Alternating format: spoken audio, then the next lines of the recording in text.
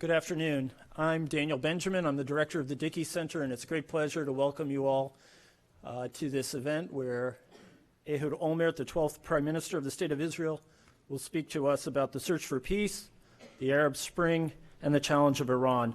And let me at the outset thank the S. Daniel Abraham Center for Middle East Peace for giving critical support to make this possible. And I also want to extend a heartfelt thanks to Professor Bernard Avishai for doing so much to make this come to pass. The scion of a family that escaped persecution in Europe and became part of the Israeli political elite, Ehud Olmert is the son of a man who served 2 terms in the Israeli Knesset. And after his own military service and studies were completed, he was himself elected to the Knesset in 1973 as part of the Likud bloc.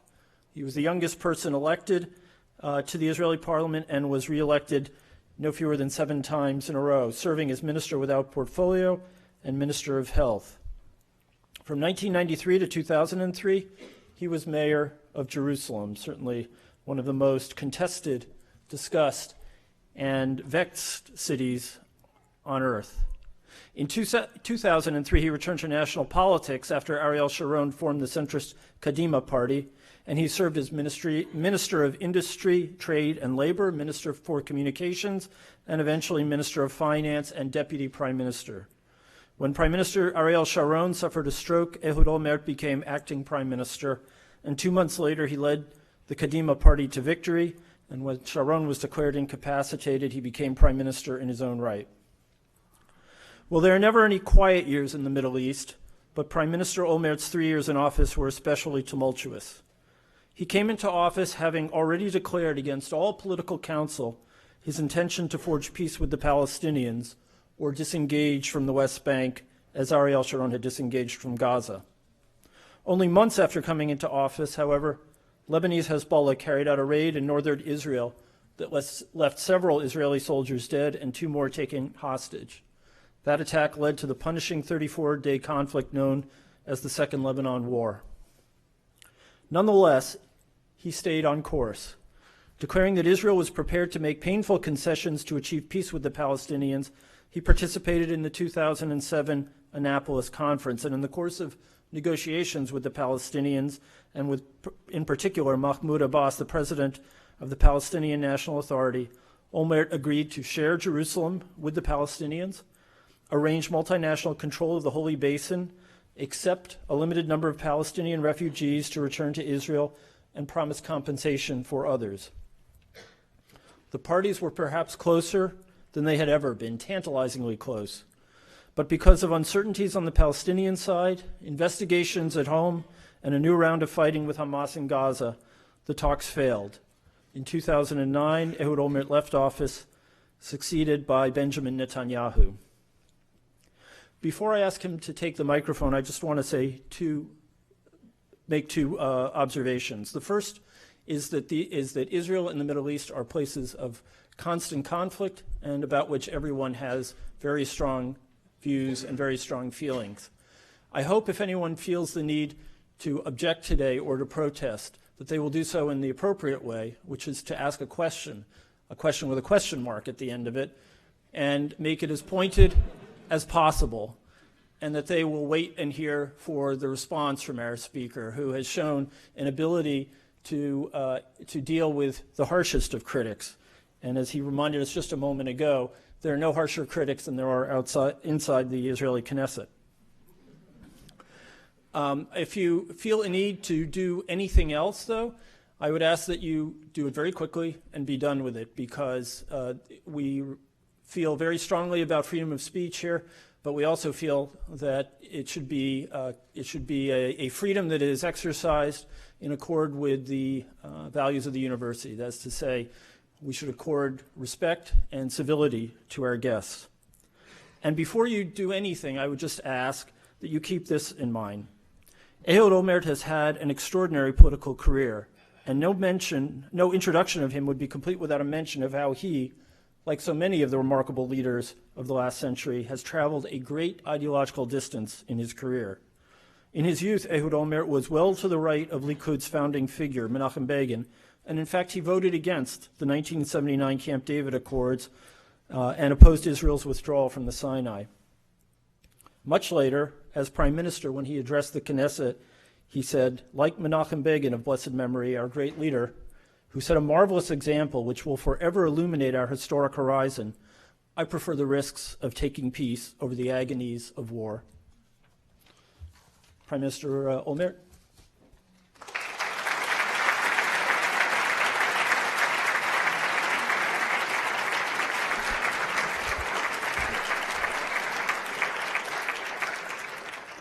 Thank you very much, Mr. Benjamin, Mr. Avishai, the Honorable Consul General of the State of Israel, Ms. Nudelman, who is with us here. She made all the way from Boston just to hear a former Prime Minister of Israel, and I'm very flattered. And distinguished guests from Dartmouth University. Fact is that when Bernie heard that I was about to come to America for a series of speeches, he called me and he said, why won't you come to Dartmouth? I couldn't tell him then that one of the dreams of my life was to be a guest in Dartmouth. Strangely enough, I have to say, for a university of your caliber, which is considered to be one of the greatest universities, not just in America, but world class, Dartmouth is not that famous. And not too many people know that there is a place in America, not in Germany, which is called Hanover,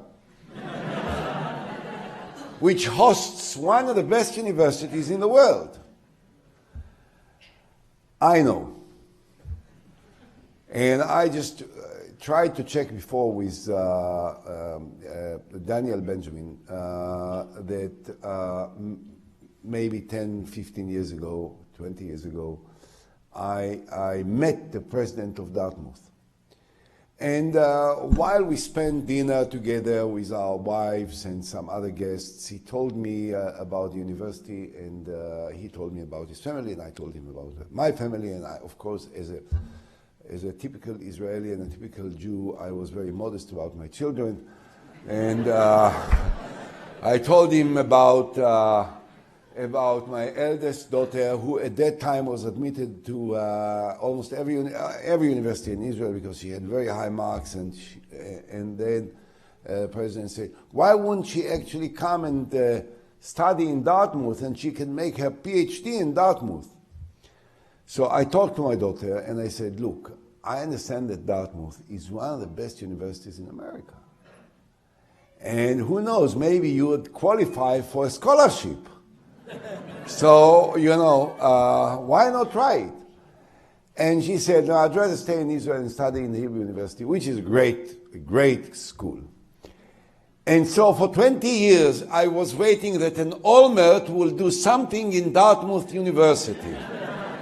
Finally, after all these years, I had the opportunity, and I thank you guys for being so gracious and inviting me to speak here. Now that you have warned me in advance that there's some people here want to express a particular love and support for me, at the end of the event, I'm even more thrilled than I was before. I will not be long. There is always a danger when you start to speak about the Middle East. There is no end to what you can say. And there are almost unlimited number of different subjects which are always on the agenda, which are always part of the international discussion at a particular time. I heard today that the Secretary of State of the United States, John Kerry, dared to disagree with the Prime Minister of Israel, the poor guy. I hope he will do all right. So there is always something.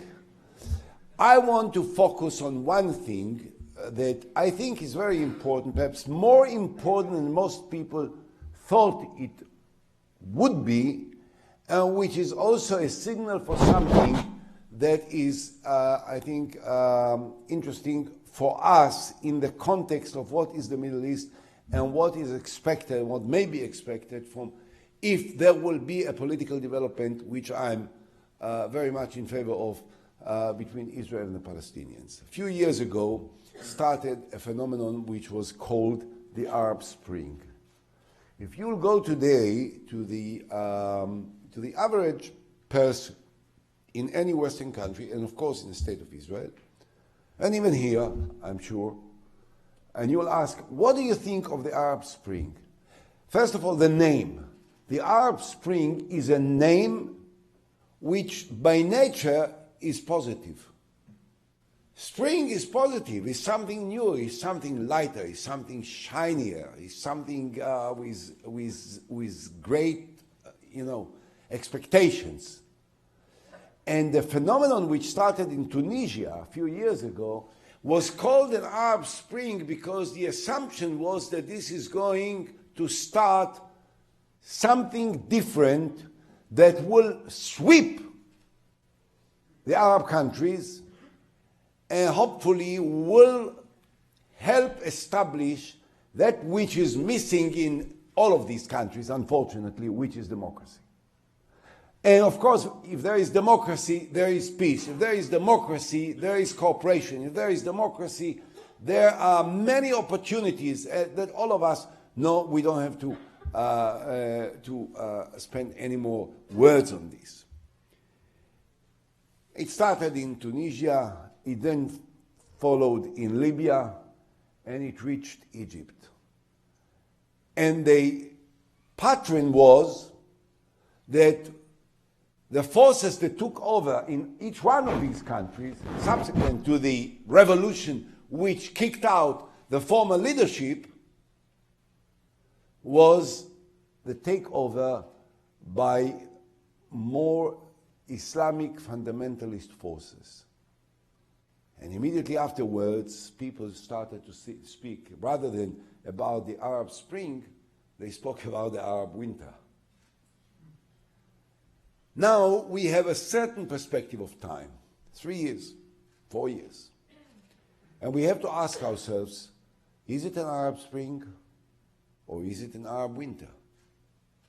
And I want to say something which is maybe against the common wisdom.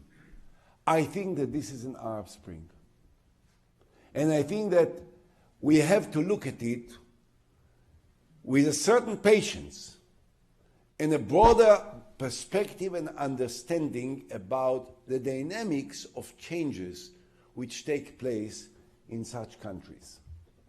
The idea was that if there was a revolution, and if the forces that created these revolutions were positive, then overnight a country which never exercised democracy, which never exercised the freedom of speech, which was overly influenced by radical forces because of different circumstances which have characterized the Islamic countries for many, many years, will overnight become democracies as we are familiar with. And if they didn't, then something terrible has happened. And I suggest that it's not entirely so. And perhaps the best example for this is Egypt. Now, I have to say, I have to share with you something personal. I hope that they will not start to protest right now. I liked Hosni Mubarak for two reasons. Number one, because when he took over after President Sadat was assassinated, he was loyal to the peace that was recently signed between the State of Israel and Egypt, and he used all the power of his position in order to protect this peace for so many years. The other reason was that he always knew to draw the line between his position as the most important, powerful Islamic nation in the region, certainly politically and militarily, and yet at the same time to keep a relatively high profile for the relations with the State of Israel. I can say that with the exception of King Abdallah, I think I spoke more with Hosni Mubarak and met more with him than with any leader, including the President of the United States, with whom I met maybe 12 times in a period of 3 years, which is also not insignificant. Sometimes, by the way, I found out that it's not so bad to be a good friend of the President of the United States. You know, if you are capable of making friends with the President of the United States, you don't have to look for a reason to alienate him, or to provoke against him, or to insult him. I just give it as a general advice to everyone who is interested in being a prime minister of a country which is not America. You know, if you can, rather be friend with the President of the United States of America. So I was a friend also of Hosni Mubarak, and I met with him many times.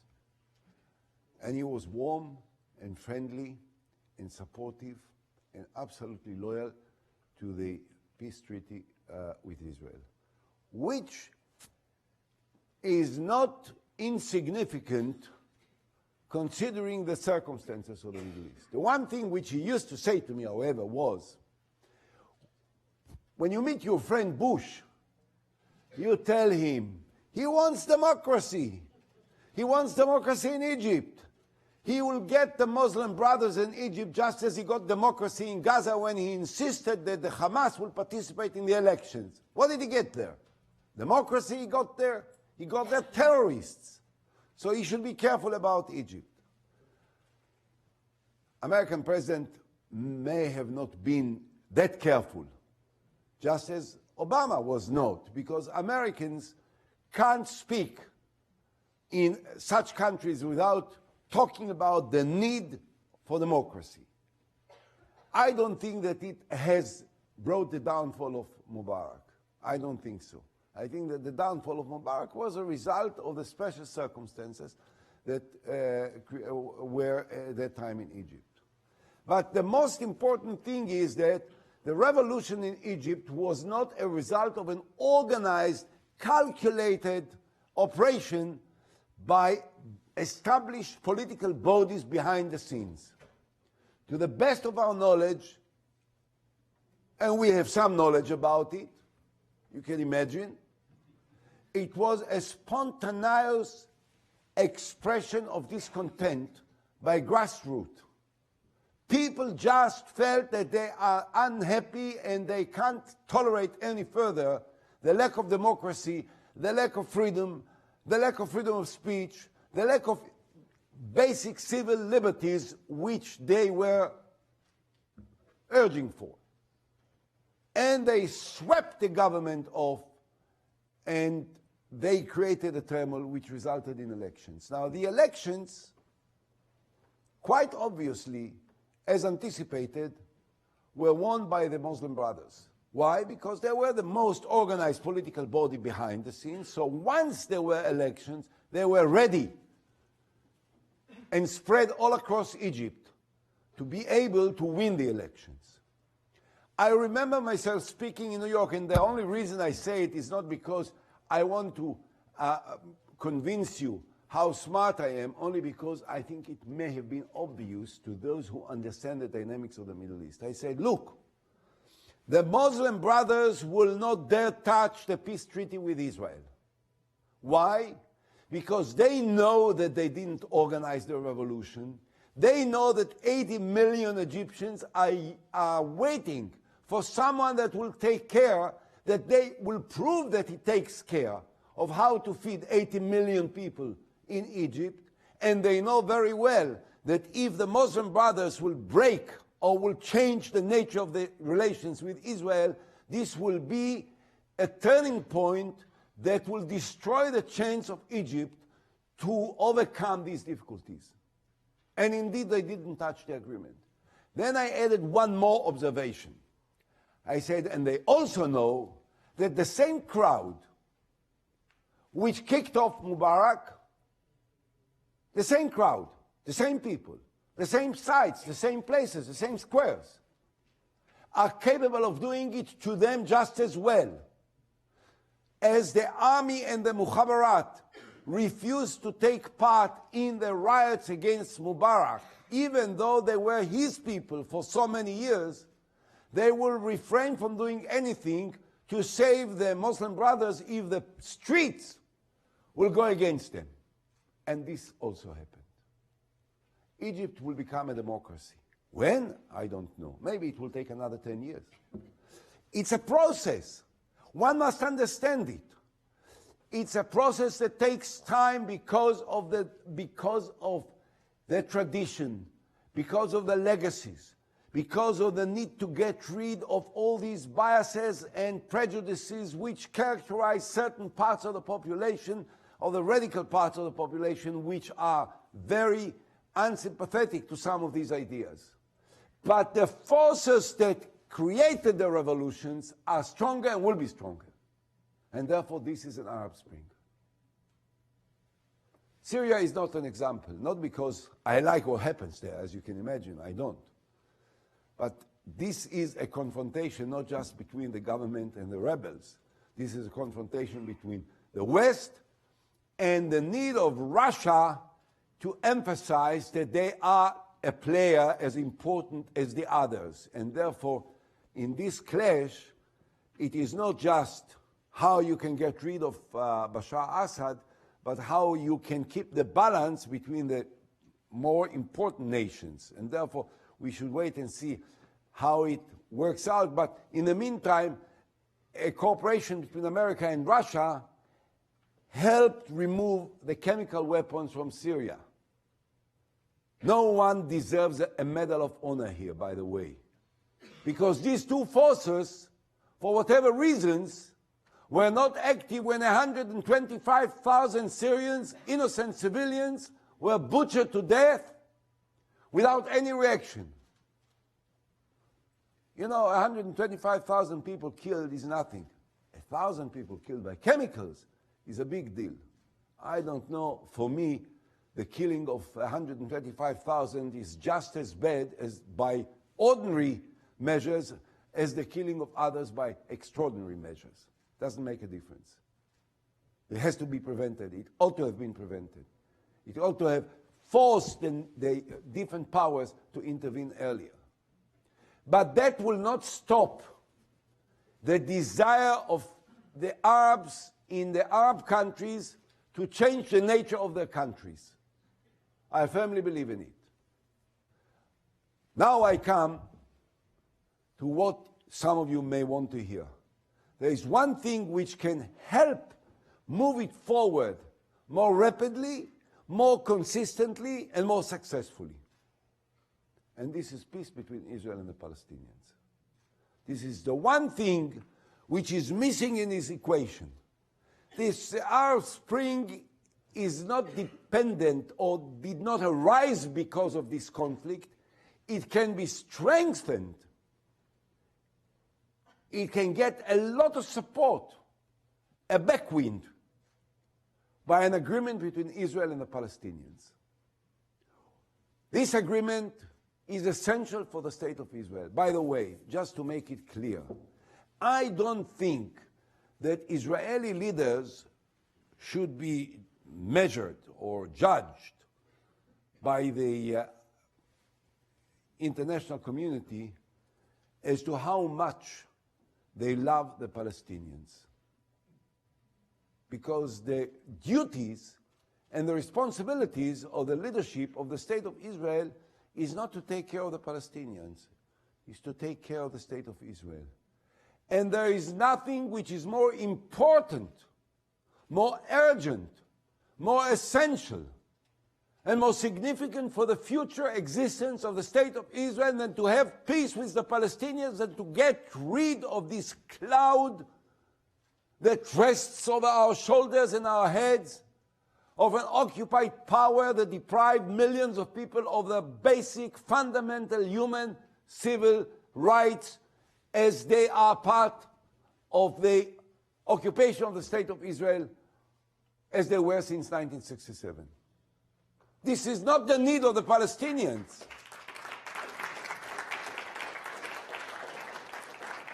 Of course, the Palestinians have the right to exercise self-determination and to have their own separate state. There is no question about it. And this is the core of their effort and their campaign. But when I talk about the need to make peace, I talk about this need not from their point of view, not because I pretend that my primary responsibility or the primary responsibility of an Israeli leader is to take care of the Palestinians. Not at all. The primary responsibility of the prime minister or the leadership of the state of Israel is to do what is good for the state of Israel, and there can be nothing better than to make peace with the Palestinians today, not tomorrow. Now, can it be done? I have no doubt in my mind that it can be done. We are now, and with this I will conclude my preliminary remarks, and I'll allow you to ask me the most provocative questions, and make sure that they will be. Look, strategic position of the state of Israel today is the best it ever was. There is no enemy in the south, and in the near future, and in the foreseeable future, there will not be. Whatever will happen in Egypt, and I think that the process will still have its ups and downs, but at the end of the day, it will be much better, will require the utmost focus of all the Egyptians' energies, power, and resources to deal with the growing population, with poverty, and with the need to change the internal domestic situation in Egypt. The last thing that they need is a new war with the state of Israel. They know it, we know it, there is cooperation. The relations are not yet as warm as we want them to be, but there are relations, there is peace, and it will continue. We have no enemy that creates a danger for the state of Israel in the south. There is no Eastern Front. Iraq doesn't have an army. Jordan is an ally of Israel. The Palestinians in the West Bank, not in Gaza. I will mention Gaza. The Palestinians in the West Bank have established over the last 5-6 years effective administration much better than anyone had anticipated that they can years ago. It works. Does it work like it is in the most advanced countries in Europe or in North America? Not yet. It works much better than in most Arab countries. Surprisingly, especially for those who say they will never be able to run their own country, they can.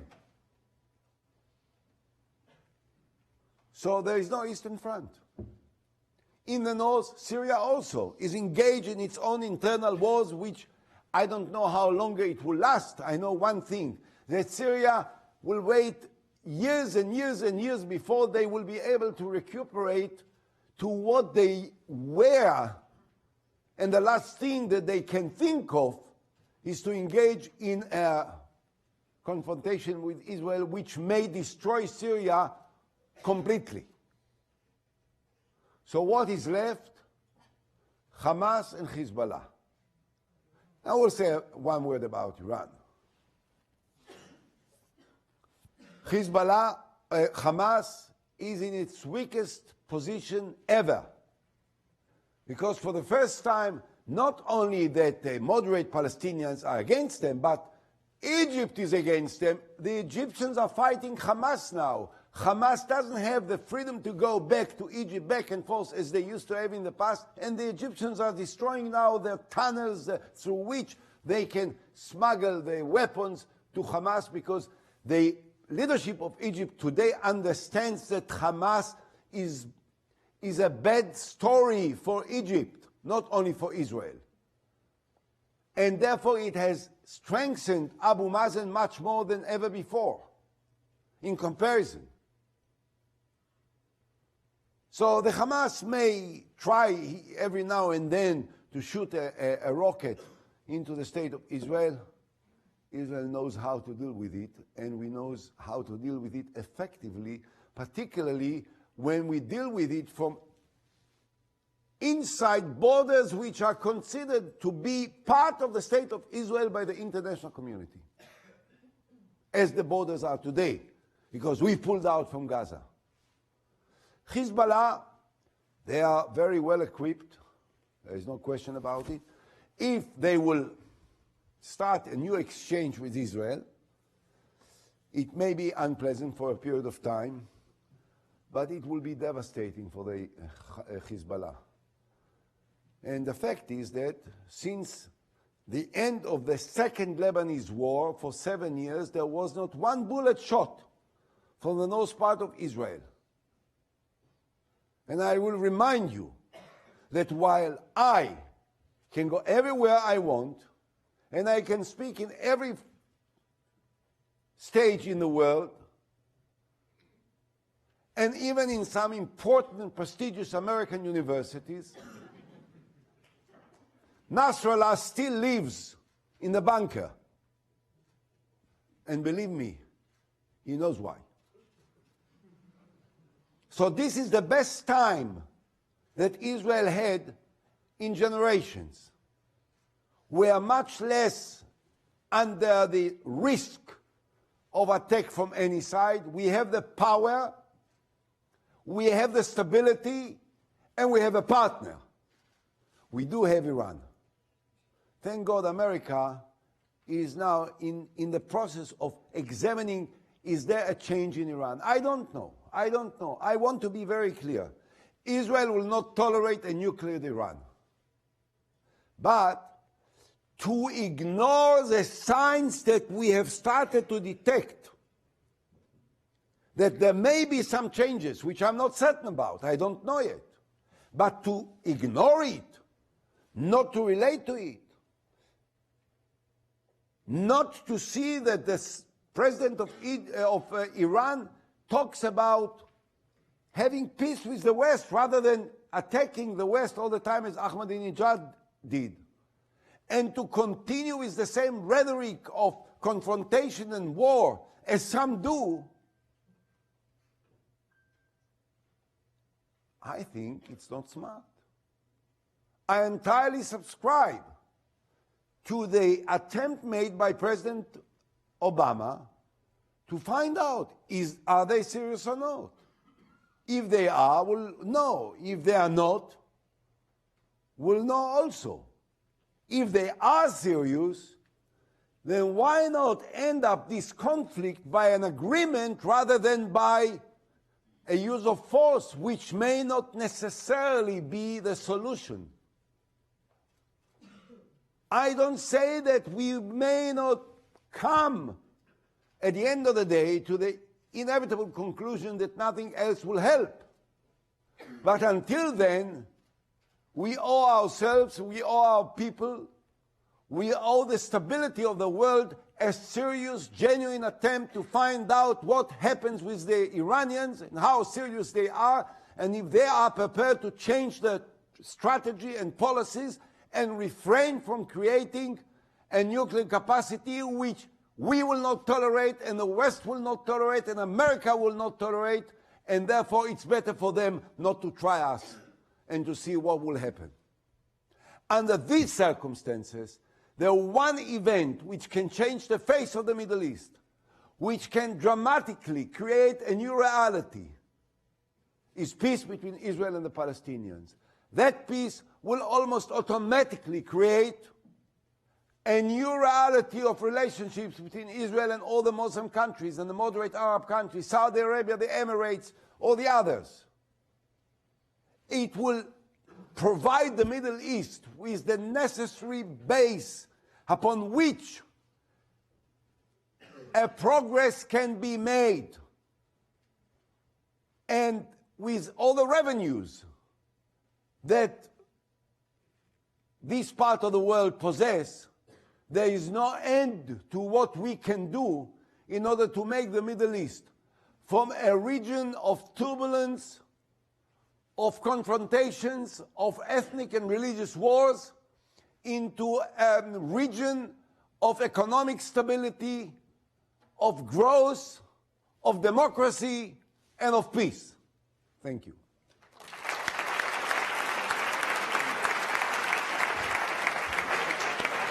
25 minutes, right?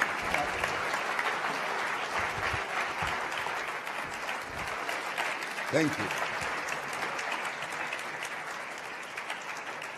Toda. This is a peaceful protest against U.S.-backed Israeli imperialism and apartheid. I guess they didn't want to wait. They will be sooner rather than later.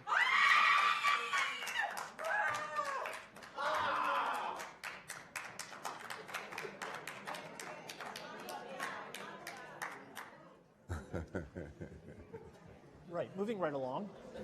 1, 2, 3, 4. Occupation no more. 5, 6, 7, 8. Israel apartheid state. 1, 2, 3, 4. Occupation no more. 5, 6, 7, 8. Israel apartheid state. 1, 2, 3, 4. Occupation no more. 5, 6, 7, 8. Israel apartheid state. 1, 2, 3, 4. Occupation no more. 5, 6, 7, 8. Israel apartheid state. Free Palestine. Free Palestine. End apartheid. End imperialism. End colonialism. End war crimes.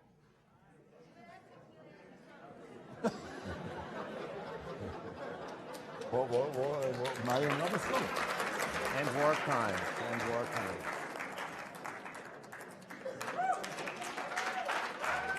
Okay.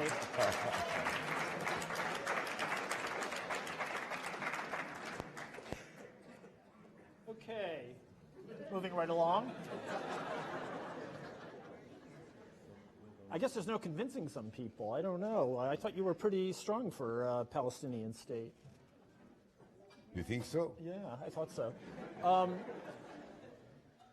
So These guys, the problem with these guys, I'll tell you, Social media. you'll hear me, believe me, I was, as Daniel said before, I was 36 years in Parliament. I actually was 9 times. sorry. Never mind. And there were a lot of complaints about me. One thing they never say, that they don't hear me. Sometimes they complain that they hear me too much. I just wonder about these guys. What will happen when there will be peace between Israel and the Palestinians? What these professional protesters will be doing? Where else will they go? Who knows?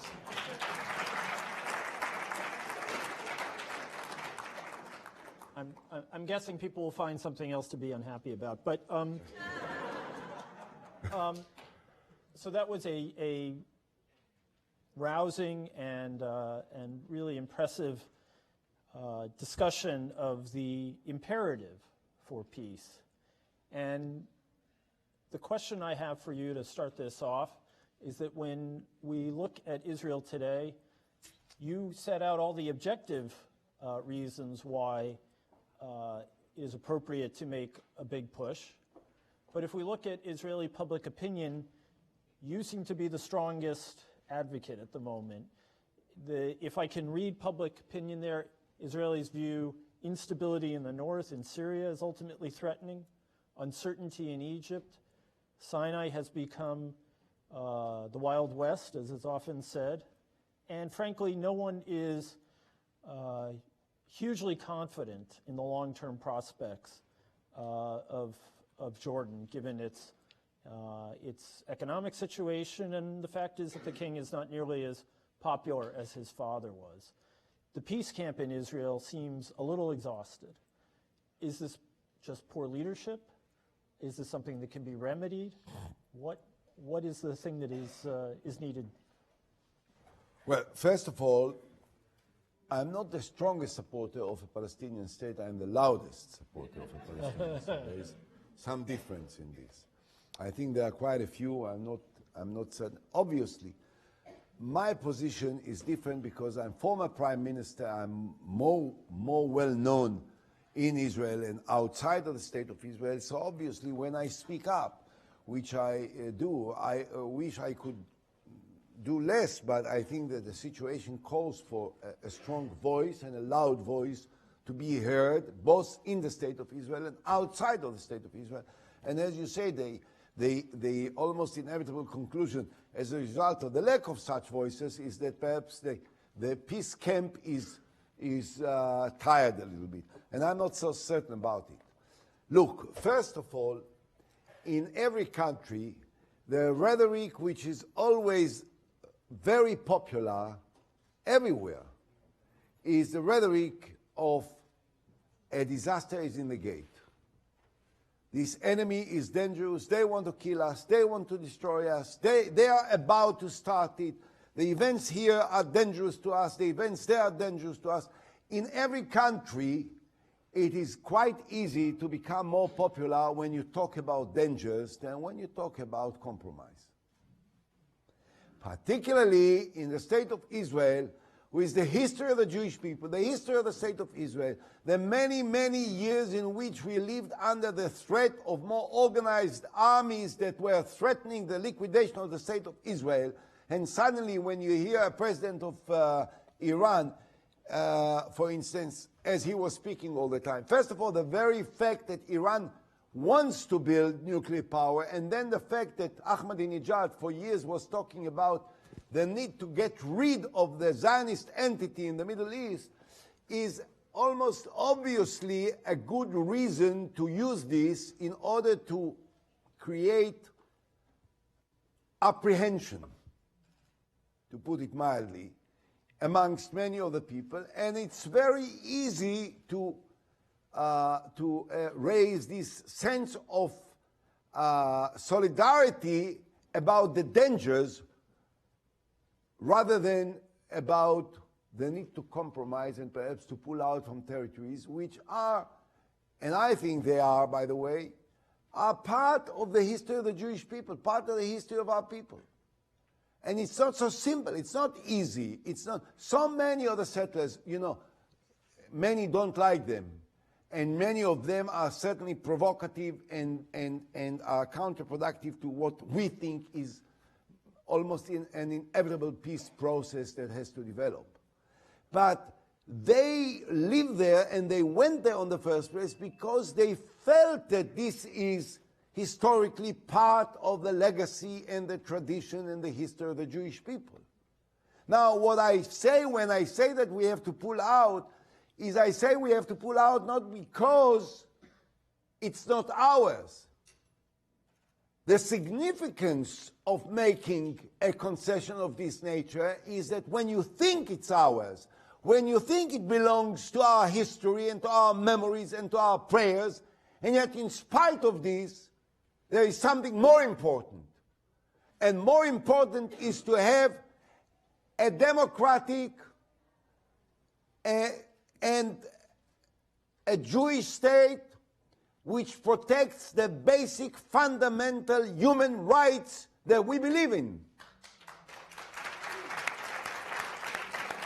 And therefore, we have to pull out. Now, I think that naturally, when there is no terror, when there are no rockets, when there are no suicidal attacks, people tend to focus on what there is. There is an economic pressure, the middle class is not in the best shape, the revenues are not spread in the country in a balanced manner, which is a real problem that has to be dealt with, by the way. And I entirely agree with those who are very upset about the way that we live in the state of Israel. Israel is a very successful country. But as I was just given notice of and the New Yorker published an article that was led by Bernie Avishai to those of you who don't know him, he's a great professor. He's not only a professor at Dartmouth, he's a professor also at another great university in Jerusalem. So they wrote an article that shows that in the 10 years between 2000 and 2010, the loss of Israel as a result of the lack of peace between us and the Palestinians is equal to 1 year GDP of the State of Israel, which is about, on the average at that time, over the years, now it's higher, was about $60–70 billion. Can you imagine what may have been the economic situation in the State of Israel had we had peace since 2000? I think it would have been tripled and quadrupled, because not only of the internal situation, because of the changing of priorities completely in the State of Israel, because of the ability to spend much more on education than we do now, much more on welfare than we do now, much more on strengthening the middle class that need to be strengthened, and also the economic cooperation between Israel and all its neighbors, which is not, there is some, more than is known, much less than could be. So, while there is not any pressure at the present time for making, for moving forward towards peace, the appearance of public opinion does not necessarily reflect the real attitude of most of the people. I think that the majority of the Israeli people subscribe to my ideas, and sooner than later it will be spelled out publicly. For the benefit of students in the room who have not followed these issues as closely as we have, I know it's fairly tedious by now to kind of review the bidding here, but would you quickly go through what you consider to be plausible principles of settlement in the various core issues that you presented to Abu Mazen over your 36 meetings, just to give us a sense of why we shouldn't despair, because if we don't despair, presumably Israelis hearing about this in a public forum would also not despair. Well, I wasn't certain that I remember all the details, so I reread the interview that you made with me, which was a cover story in the New York Times Magazine in February of 2011, almost 3 years ago. And this is the basic pattern.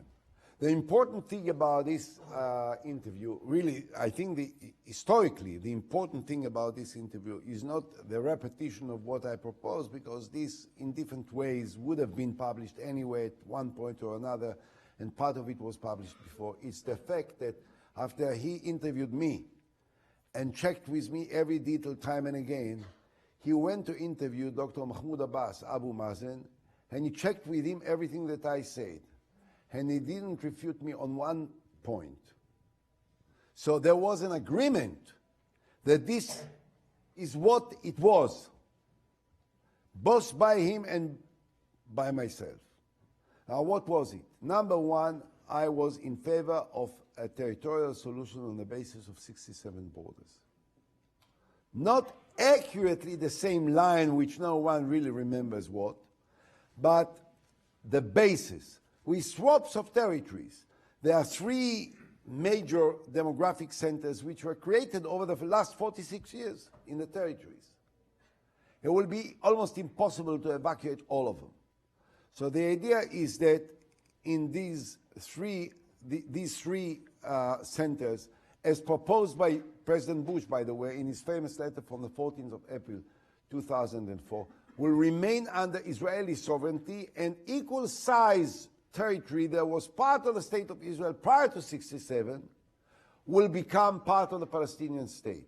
So the basis will be 67 borders. This is number one. Number two is the Arab neighborhoods in Jerusalem. I was mayor of the city of Jerusalem for 10 years. Believe me, I know every corner of this city, and I love this city passionately. But the truth is that what we call Jerusalem and what is Jerusalem in the perception of most people, that when they think about Jerusalem, are two different things. Jerusalem, for us, is the Western Wall. Is Abu Dis Jerusalem? Is Jabal Mukaber Jerusalem? Is Issawiya Jerusalem? What does it have to do with Jewish history? You know, before I came to Dartmouth, I knew that there are so many scholars living here and working here and studying here. I was very careful. I read all the Bible from top to bottom, believe me. I never found that Jews were praying to Jabal Mukaber in 2,000 years ago. So why is it that Jabal Mukaber is so important that we need to stay there even at the expense of peace? I don't understand this. My idea was take all the Arab parts of the city of Jerusalem, make them the capital of the Palestinian state. I don't want 300,000 Arabs living in the state of Israel. Palestinians living in the state of Israel. I don't need 300,000 Palestinians. They don't want to live in the state of Israel. Not only living in the state of Israel, but being paid for by the national insurance of Israel, billions of billions of billions every year. And at the end, we are accused of holding them without rights. Go, draw the line. What is Jewish, Jewish. What is Palestinian is Palestinian. The city will be shared by both of us. That part is the capital of the state of Israel, was, and will ever remain the capital of the state of Israel. The other part, if you want to make it your capital, be my guest. I will be all for it. Then there is the Holy Basin. The Holy Basin, everyone knows that there will never be peace if the Holy Basin will exclusively be sovereign by either one side or the other. There will not be peace. Why? Because sometimes symbols are stronger than realities. Because sometimes symbols can shake the foundations of life, of nations, of people. My idea was, let's decide that the Holy Basin, which is holy to the Jews, holy to the Muslims, and by the way, holy to the Christians. But for some reason, although they are the majority in the world, they are left behind. But there is not other city which is important to the Christians, to all of the different Christians affiliations, as Jerusalem is. The Church of the Holy Sepulchre, the most important church in the Christian world, is in Jerusalem. So what I said was, let's take 5 nations: America, Saudi Arabia, Jordan, Palestinians, and Israel. They will, under the auspices of the UN and the General Assembly and whatnot, will administer this part of the city without a sovereignty either of the Palestinians or the Israelis, but of a completely free access for everyone to every place. What's so bad about it? Then there is the issue of the Arab refugees. Look, there are Jewish refugees, there are Arab refugees. I told Abu Mazen, listen, you guys want to have a Palestinian state? Why do you need a Palestinian state? If you want all the Palestinians to come back to Israel, why do you need a state of your own? You want 2 Palestinian states? That's not. He said, no, we don't want to change the nature of your country, but we need a certain expression of symbolic nature for those who, as a result of the war, were forced to leave. So I suggested, I have the numbers, but the numbers are unimportant at the moment. What is important is that I was prepared to negotiate and to conclude this within the framework of the Arab Peace Initiative, which as a principle was accepted by Abu Mazen. The exact numbers were not. And I said I will be prepared to absorb a certain limited number of Palestinians, not on the basis of the law of return, which I disagree with, but on the basis of humanitarian and individual cases, which will have to be approved by the State of Israel, even according to the Arab Peace Initiative. 194. No, so I'm not in favor of 194. I'm in favor of the Arab Peace Initiative, which fundamentally says Israel will have a veto power as to who is allowed in and so on. So this is something that within this framework can be resolved. Then there are, of course, some security issues that are important for us. We have concluded all of these issues with the United States. They are written. They are in the shelves of the State Department offices. And I think that this is the framework within which the core issues can be resolved. Then, of course, there will be other issues, such as the electromagnetic field. Do you know what it is? Spectrum. I hardly know what it is. I'll tell you. Now, all these issues are important, but they are marginal against these 4 core issues that I have outlined to you. If there will not be an agreement on the core issues, the rest is unimportant anyway. If there will be an agreement on the core issues, within 3 weeks, we can reach an agreement about all the rest. Therefore, I said we need 2 months. It can start today. 2 months to conclude a deal. And then we'll make the ceremonies everywhere you want. You want it in America, we'll make it in America. You want it in Dartmouth? Maybe.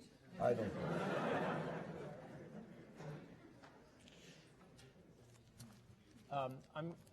I want to be mindful of the time we have left, but I've got to ask you one question before we turn it over to the audience, and that is this. How does someone who actually in the late 60s thought Menachem Begin was too far to the left and who voted against Camp David wind up where you are today? Look, number one, I never thought that Menachem Begin was too much to the left. In fact, when he left politics, he was still too much to the right on these issues. But Menachem Begin had the courage and the vision and the horizons to do something which was against everything that he spoke about all his life. This is leadership. This is something that whenever I think about it, I say 2 things. Number one, how an idiot I had to be at that time to come to Menachem Begin personally and to say, Prime Minister, I need to speak with you privately. And he said, my son, Ehud, my son, that's how he called me, please sit down. And I said, Mr. Prime Minister, I'm going to vote against you today. Not against the peace with Egypt, against the Camp David Accords of 1978. Later I voted for the peace, but for the Accords. So, one should have been a complete idiot, because when you think about it now from a perspective of more than 30 years, just imagine that for the last 30 years, Israel would have still kept Sinai and would have spent probably $100 billion just for the maintenance of the armies and the forces and the bases and all the other things in the last 30 years in Sinai. What would have been the situation, and how much better off we are as a result of that decision. That not even one soldier was mobilized over the last 30 years to face the Egyptians that were the most bitter enemy of the state of Israel. What a great leadership it was. The other thing that I'm proud of is the fact that while Begin was alive, I still could come to him and say to him, Prime Minister, you were right, I was wrong, I apologize to you. Now, yeah, sometimes it's important, I'm still waiting for some people to come apologize to me. Okay. But there is one thing more that I want to say. Look,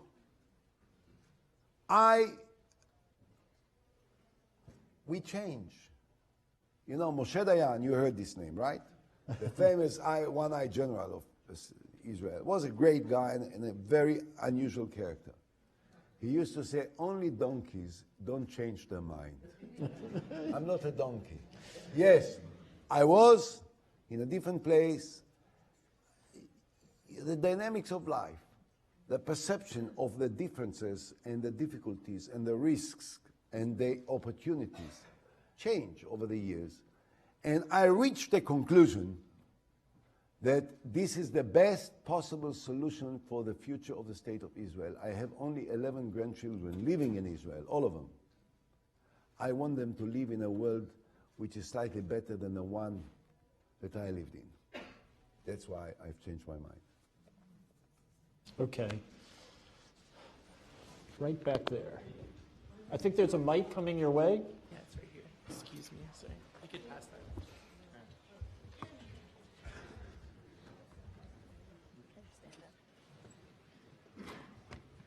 Prime Minister, I have two questions for you. The first is, you talked about the Arab Spring and how the peace between Palestinians and Israelis would be the solution, would make these Arab nations more democratic. What do you see as the biggest roadblock that hinders the peace process between Palestinians and Israelis? And the other question is, what do you envision as the best solution for the situation between the Palestinians and Israelis? To the situation, Yeah, to the situation, to the I Palestinians. think I've made it clear what I think is the best solution. I hope it will become true sooner than later. The reason what have prevented the agreement from becoming reality, there are many excuses that can be voiced from both sides. At the end of the day, if you ask me, it's the lack of courage and the lack of leadership. That is the bottom line. You know, how do you measure a greatness? How do you measure a great leadership? By the ability to do that which seems to be impossible. That which may be in contradiction to everything that you said in the past. The ability to change. The ability to change and to face the public. Not, when you are anonymous, no one knows about you, you can change your mind every day, who cares? When you are a public figure, you speak up, everyone knows what you think, and then one day you come and you say, I was mistaken. There is always a danger that people will say to you, now how can I be certain that you are not mistaken now, when you admit that you were mistaken in the past? There is always this danger. But you have to believe in what you do, and you have to have the power to convince the people to follow what you think is right, so that they will be with you and support you if you want to be in a position to be the one that carries out. It requires courage and leadership. I wish we had it. Okay. How about over here?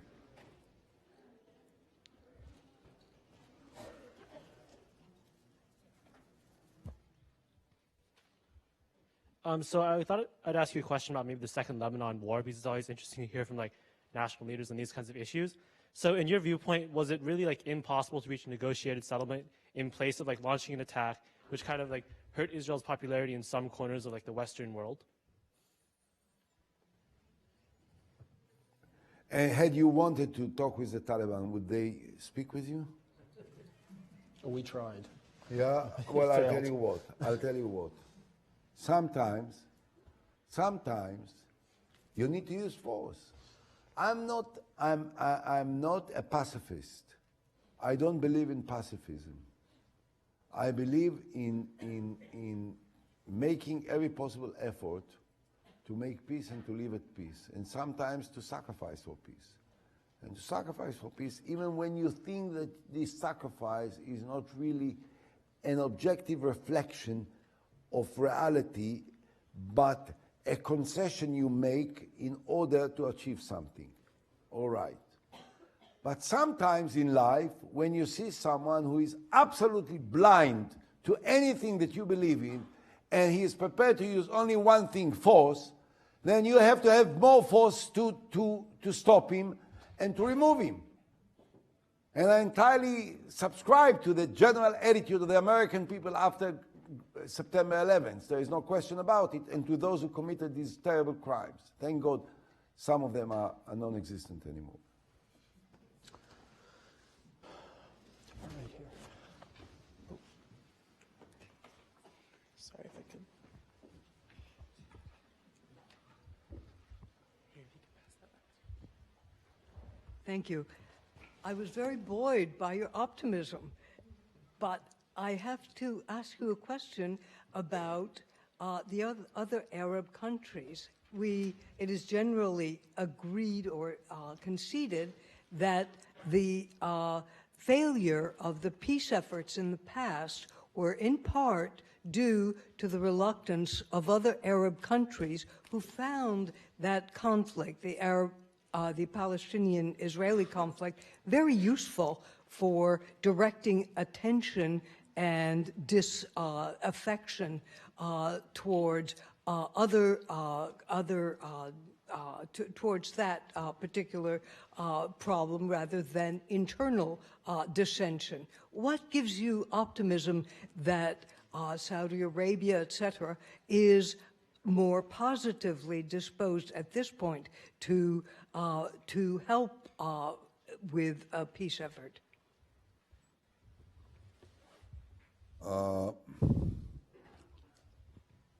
Who are the Arab countries that you're talking about? Pardon? Saudi Arabia. Look, Saudi Arabia and many of the Arab Emirates and many of the North African countries, which are Muslim countries, identify in a natural and almost spontaneous and automatic way with other Arab and Muslim countries. This is natural. What can I say? The reason that they didn't go out against the mainstream of the Arab countries to support the state of Israel against the Arab countries which were neighboring the state of Israel and which were in the state of war with the state of Israel, I don't see that this is anything that one should be surprised about. They never prevented an agreement between Israel and any of the Arab countries or with the Palestinians. Never. You can say that they never encouraged the Palestinians to do things which the Palestinians did not think themselves were important for them. They never encouraged them, but they never, ever, ever intervened in order to prevent. In fact, when you look at the Arab Peace Initiative, it was born in Saudi Arabia by a very unique cooperation. The heir apparent, the heir of the Saudis at that time was the deputy to the king, and the columnist of the New York Times created the Saudi Peace Initiative, which turned out later to be the Arab Peace Initiative, which was approved in Beirut in February of 2002 in Lebanon. So I don't think that the Arab countries were that much against, or they were in favor of the Arab mainstream.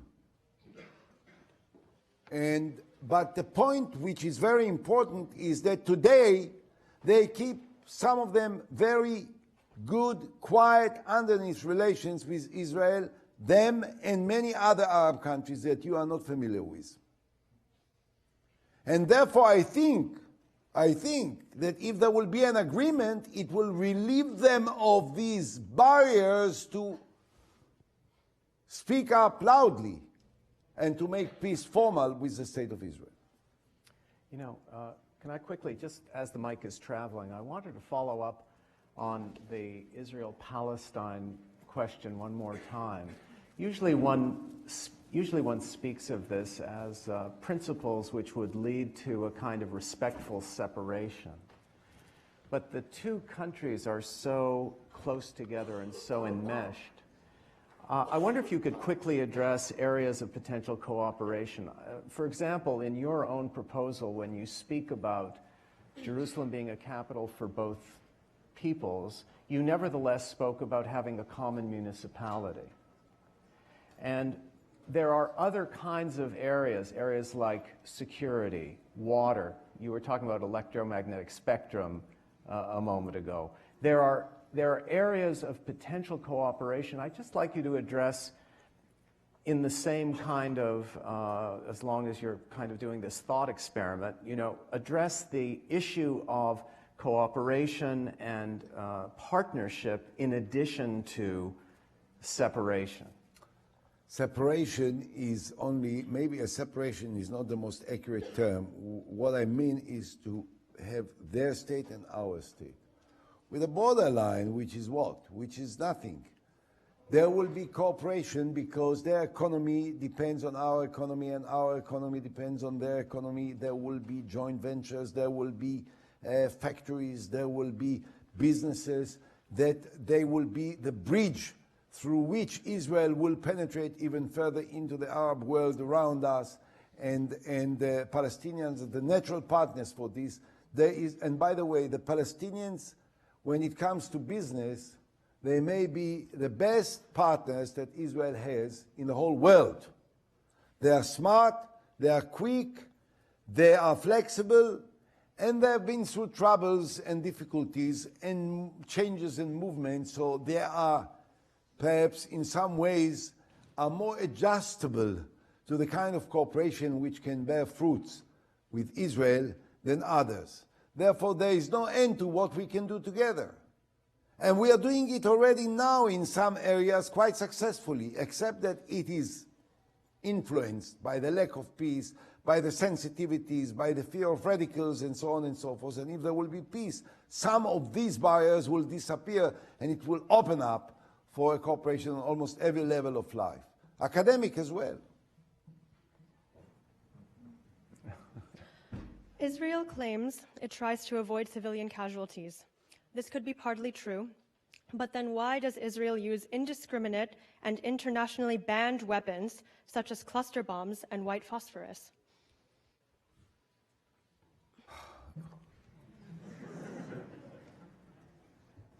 I know that something is missing in your question, but you should ask it when the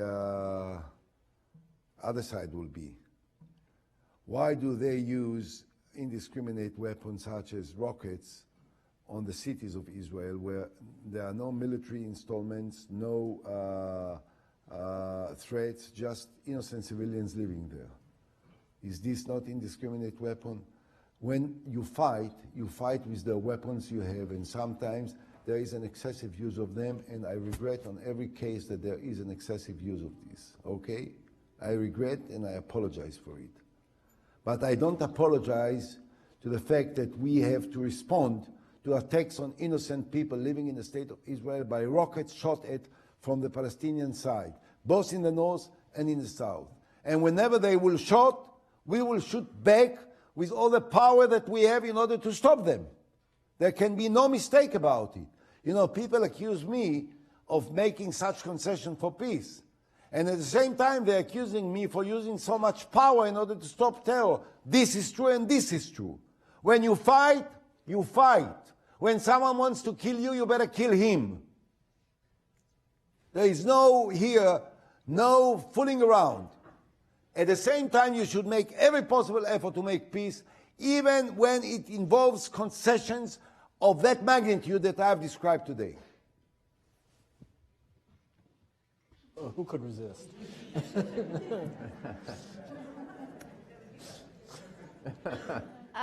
I was just wondering what people here can do to help get us to have a peaceful relationship with Palestine, like sooner rather than later, because I know that it's important to us, but I don't really know what we can do about it. Yeah. Good question. Well, you ask people here. Let them answer. Well, do you have any recommendations? Backed UN statehood. You Pardon? backed statehood for them in the UN, actually. Yeah, I think when the Palestinians tried to get support in the United Nations, I was criticized in Israel for writing an article in the New York Times supporting their initiative.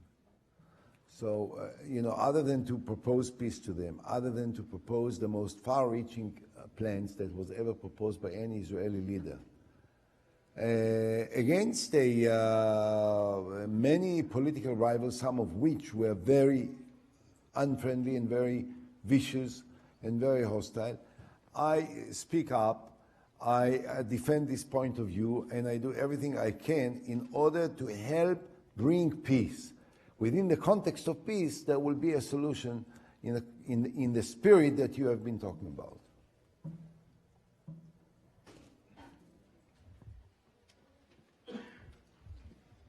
I'm just pointing back there. I'm sure Michael will wind up with the right person. No, back, further back. I'm just asking, talk about. You go ahead. Prime Minister, you said. Now, what is this? Tell me. What is this? Is this aggression? Go ahead. We'll take them both. So you said Israel will not tolerate a nuclear Iran. I was just wondering, is it because you think that if they get a nuclear weapon, they'll use it? Or in other words, how likely do you think they would be to use a nuclear weapon if they had it? Listen, I don't know. I only say this, that when nuclear weapons are held by ayatollahs, and when the representatives talks about the need to liquidate the state of Israel, there is a genuine fear that the weapons that are built that can destroy the state of Israel will be used by those who say that Israel needs to be destroyed.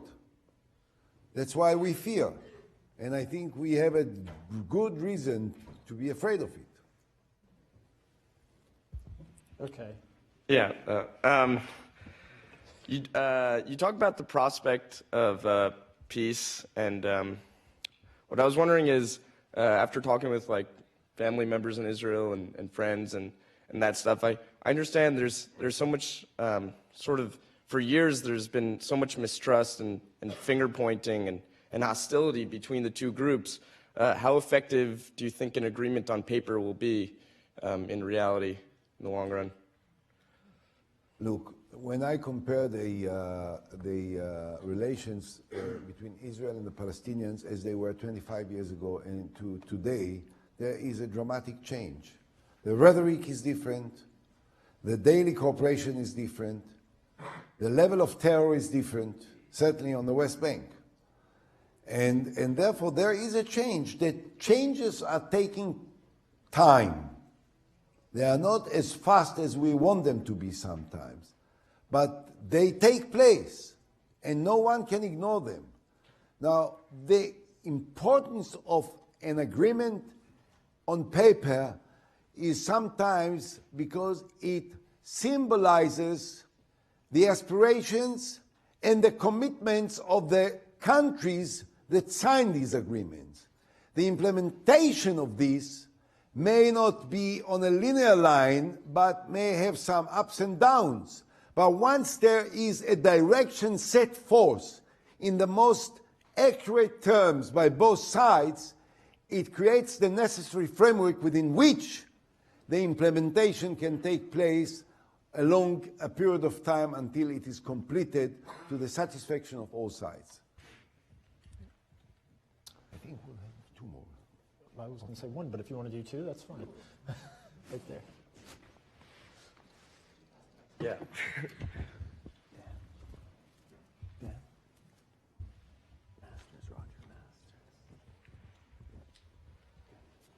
So given that we might have peace with Israel and Palestine, how do you envision the relationship with some countries like Pakistan and Malaysia going forward, where we've had no diplomatic relationships in the past 60 years just because of this conflict? How do I'm sorry, I didn't get Envision relations with Indonesia, Malaysia, other countries that the Indonesia, we are very close to have relations, diplomatic relations anyway. Israelis go to Indonesia, Indonesians going to Israel.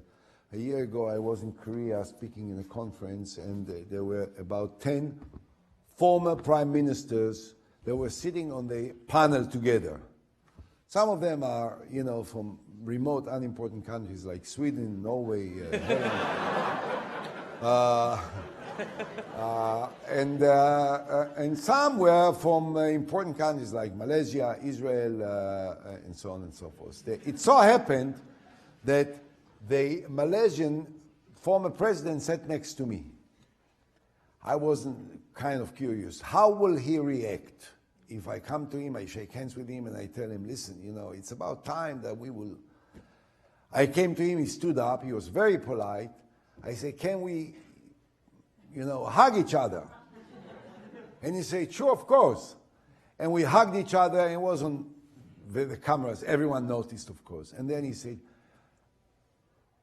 I'd love to pray in Al-Aqsa. I said, come be my guest. I'll be more than happy to do it. Now, all these countries, they are not against Israel. They sympathize with the mainstream of the Islamic Arab attitude.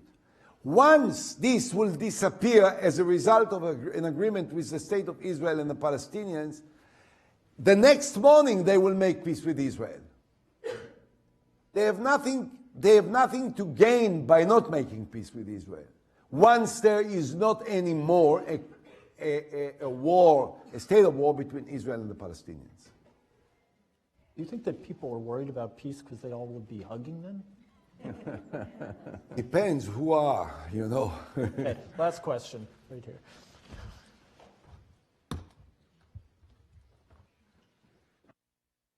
How engaged do you see the Barack administration,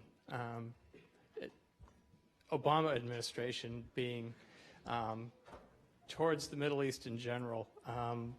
Our chattering classes in our media here almost across the spectrum say he's disengaged, being caught by surprise by Arab Spring, any number of areas. How engaged do you see the Obama administration being in Middle East in general, Israel, Palestine in particular? Well, one can, I think, say without necessarily antagonizing or insulting the President of America that he had to deal with other problems, which were of some significance to the United States of America and to his position as President of America. Every now and then we have this tendency to forget that he is the President of America and not the Prime Minister of Israel, and vice versa. Which is worse, that sometimes we forget that our Prime Minister is not the President of America. It's also a problem. But one has to remember that when he took over, he had to face the most serious economic crisis in the modern history of America. Now, I thought that the way that the situation in the Middle East was handled was not the smartest. Part of it is my complaint against every new American administration. And I told it to some. Every president of America, you go back to whoever, to Nixon, you go back to after Jimmy Carter, to Reagan and the others, they start from zero, okay? By the end of the 8 years, they are very close to, they made a long way, moving a long way towards better relationships. But they couldn't complete it because they stepped down and a new president comes. When a new president comes, it starts from the beginning again. I don't understand, for instance, why Annapolis is a dirty word for the Obama administration. I don't understand it. It was Bush. Okay, you guys don't like Bush. I like him, by the way. I like him. I think he's a fabulous guy. I think he's a wonderful man. I think he's very nice. He's very warm. He's very friendly. He's been very supportive of the State of Israel. And his painting, not bad, by the way. I saw some of his paintings. They are quite, for a man in our age to start at this stage to paint and spend most of your day painting is wonderful. He's a man with a peace of mind which is unbelievable. He and Condoleezza Rice created Annapolis. 40 Arab countries or more, Muslim countries, came to see the President of the United States and the two prime ministers, the Prime Minister of Israel, the President of the Palestinians, standing together on the stage and talking about reaching their hands to achieve peace. Was it so bad? Why not continue from there and rather start from the beginning? I don't understand it. So there are mistakes which are done traditionally by all the administrations. I think that Obama, as far as we are concerned, is a friend of Israel. I think he has been supportive of Israel. I think that the fact that he cuts the American security budget because of the economic crisis at that time and didn't touch the American security support for the State of Israel but increased it is certainly not a reflection of hostility to the state of Israel. But it is true that until the appointment of John Kerry, who will look at it as the mission of his life to make peace in the Middle East, the involvement of the United States in the peace between Israel and the Palestinians perhaps was not sufficient. But to say that they were not involved in the Arab Spring, I think they were. Who could anticipate it? Don't blame the intelligence services. Not everything the intelligence services can foresee. And in many cases, they can't. And I am familiar with it because I was also in charge of one of the best intelligence services there are in the world. They don't know everything.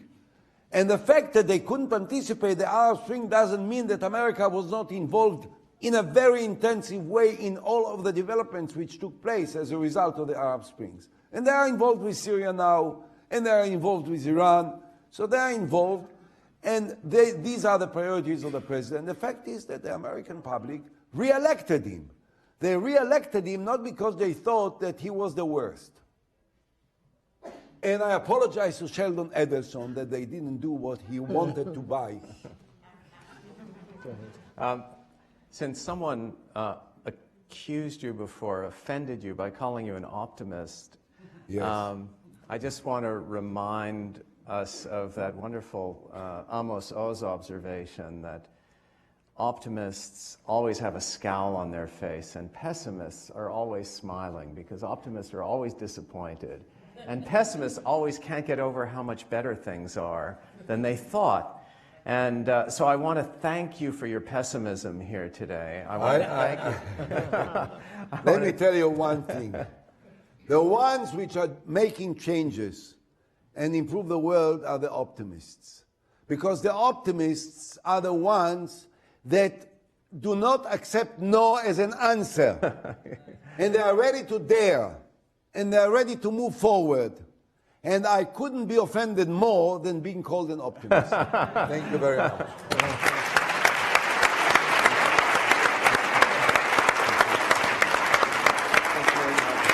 It was great.